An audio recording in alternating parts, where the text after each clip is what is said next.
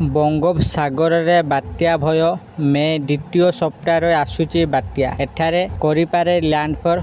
ଆସନ୍ତୁ ଜାଣିବା ମୌସୁମୀ ବିଭାଗ ତରଫରୁ ଆସିଛି ନୂଆ ଅପଡେଟ୍। ଆଜି ଆମେ ଜାଣିବା ଏହି ଭିଡ଼ିଓ ମାଧ୍ୟମରେ କେଉଁଠି ଲ୍ୟାଣ୍ଡଫଲ୍ କରିପାରେ ବାତ୍ୟା।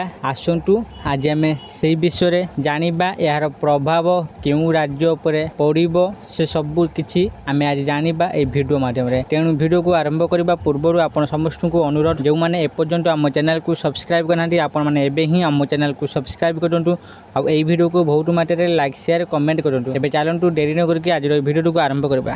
ମେ ଦ୍ୱିତୀୟ ସପ୍ତାହରେ ବାତ୍ୟା ଆଶଙ୍କା।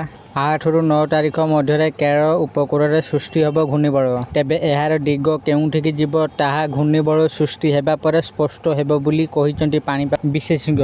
ବାତ୍ୟାକୁ ନେଇ ବଢ଼ିଛି ଆଶଙ୍କା। କେରଳ ଉପକୂଳରେ ସୃଷ୍ଟି ହେବ ଘୂର୍ଣ୍ଣିବଳୟ। ଆସନ୍ତା 8 ରୁ 9 ମଧ୍ୟରେ କେରଳ ଉପକୂଳରେ ଘୂର୍ଣ୍ଣିବଳୟ ହେବାକୁ ଥିବା ପୂର୍ବାନୁମାନ କରିଛନ୍ତି ସିସି ମୁଖ୍ୟ ଶରତ ଚନ୍ଦ୍ର ସାହୁ।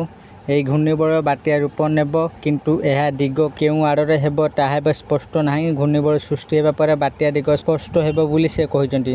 ଅନେକ ବିଦେଶୀ ମଡେଲରେ ମଧ୍ୟ ବାତ୍ୟାକୁ ନେଇ ଆକଳନ କରାଯାଉଥିବାରୁ ତାହା ବଙ୍ଗୋପସାଗର ବା ଆରବ ସାଗରକୁ ମୁହାଁଇବ ସ୍ପଷ୍ଟ ହୋଇନଥିବା ସେ କହିଛନ୍ତି।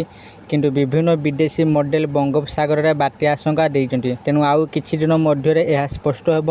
ଅନ୍ୟପଟେ ରାଜ୍ୟରେ କାଳବୈଶାଖୀର ପ୍ରଭାବ ମଧ୍ୟ ରହିଛି। ମେ 10 ତାରିଖ ଏହି ପ୍ରଭାବ ରହୁଥିବା ବେଳେ 8 ରୁ 10 ମଧ୍ୟରେ କାଳବୈଶାଖୀର ପ୍ରଭାବ ଅଧିକ ରହିବ। ଏହାଛଡ଼ା 4 ରୁ 6 ତାରିଖ ମଧ୍ୟରେ ପଶ୍ଚିମ ଓଡ଼ିଶା, ଉପକୂଳ ଓଡ଼ିଶା ଓ ଉତ୍ତର ଓଡ଼ିଶାରେ କାଳବୈଶାଖୀ ଜନିତ ବର୍ଷା ରହିଥିବାରୁ ଆଇଏମ୍ଡି ପକ୍ଷରୁ ଅରେଞ୍ଜ ୱାର୍ଣ୍ଣିଂ ଜାରି ହୋଇଛି। ଏହି ସମୟରେ ପବନର ବେଗ 50 ରୁ 60 କିଲୋମିଟର ପ୍ରତି ଘଣ୍ଟା ପ୍ରବାହିତ ହେବାକୁ ନେଇ ପୂର୍ବାନୁମାନ କରାଯାଇଛି। ଲ୍ୟାଣ୍ଡଫଲ୍ କରିବ କେଉଁଠି? ଏବେ ସୁଦ୍ଧା ବାତ୍ୟାର ସ୍ପଷ୍ଟ ଚିତ୍ର ନାହିଁ। ଘୂର୍ଣ୍ଣିବଳୟ ହେବାକୁ ଆହୁରି 3 ରୁ 4 ଦିନ ବାକି ରହିଛି। ତେଣୁ ବାତ୍ୟା ଏବଂ ଲ୍ୟାଣ୍ଡଫଲ୍ର ସ୍ପଷ୍ଟ ଚିତ୍ର ଜାଣିବା ପାଇଁ ଆଉ କିଛି ଦିନ ଅପେକ୍ଷା କରିବାକୁ ହେବ। ଆଶା କରୁଛି ଆପଣମାନଙ୍କୁ ଆଜିର ଏହି ଭିଡ଼ିଓଟି ନିଶ୍ଚିତ ଭାବରେ ଭଲ ଲାଗିଥିବ ଆଉ ଆପଣମାନେ ଭିଡ଼ିଓ ଦେଖି ସବୁକିଛି ବୁଝିଯାଇଥିବେ। ବାତ୍ୟା କେଉଁଠି ଲ୍ୟାଣ୍ଡଫଲ୍ କରିବ ଆପଣମାନେ ଏହି ଭିଡ଼ିଓ ମାଧ୍ୟମରେ ସବୁକିଛି ବୁଝିଯାଇଥିବେ।